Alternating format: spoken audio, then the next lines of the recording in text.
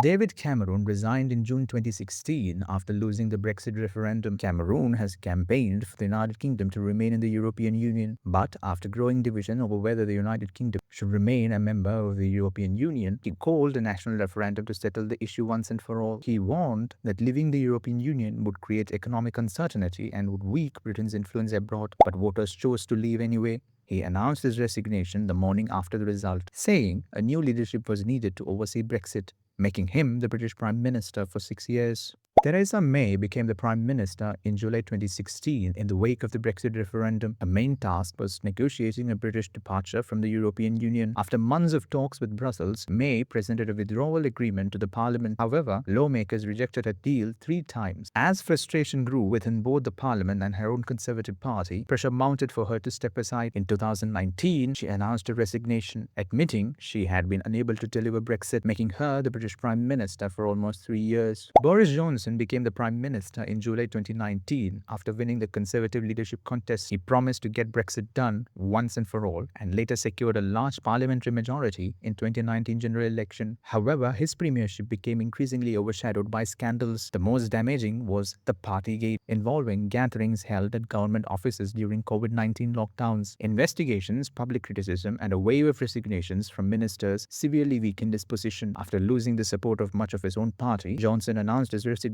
on July 2022, making him the British Prime Minister for 3 years. Liz Truss became the British Prime Minister in September 2022. Shortly after taking the office, her government unveiled a major economic package centered on large tax cuts. Financial markets reacted negatively. The value of the pound fell sharply and borrowing costs surged. The government was forced to reverse much of its own plan, but the confidence in her leadership has already collapsed. Facing intense pressure from her own party and from the public, Truss resigned in October 2022, making her the shortest-serving Prime Minister in UK history with 45 days in office. Rishi Sunak became the British Prime Minister in October 2022 following Liz Truss's resignation. He took office promising to restore economic and political stability after months of turmoil. During his time in office, he focused on inflation, public finances, and rebuilding confidence in the government. However, after 14 years of Conservative rule, voter fatigue and tanking approval ratings of the Prime Minister became a major challenge. In 2024 general election, the Conservative Party suffered a historic defeat. Following the result, Rishi Sunak resigned as the Prime Minister, making him the British Prime Minister for around 1 year and 8 months. Keir Starmer became the Prime Minister in July 2024 after the Labour Party's landslide victory, which saw the party win 411 seats